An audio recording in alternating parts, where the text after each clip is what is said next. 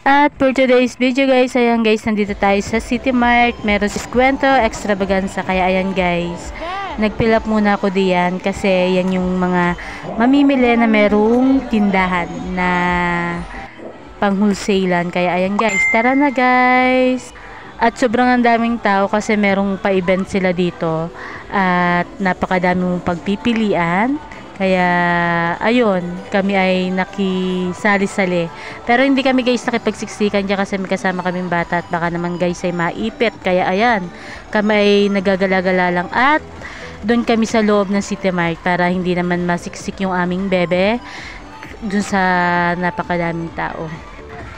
At ayun nga ang aking anak guys, may patalong-talong din na alaman. At dahil sayang-sayang nga siya dyan at marami naman kami pamimili para sa aming tindahan at ayan, pagpili-pili pa rin siya dyan na kanya. Kaya ayan na guys ang kaligayahan ng ating mga Jona Kids. At ayan nga guys, yung mga tao, sobrang daming tao at nagsisiksikan sila dun sa mga ipinamimigay na pa-promo nung pa-event na rin ng City Mart. Kaya ayun, nakinuod-nuod lang kami dyan kasi hindi nga kami pwedeng sumali at may bata kaming kasama. Kaya ayun, tamang panood lang. At maya-maya guys naman ay kami ay mamimili na ng aming pantindahan.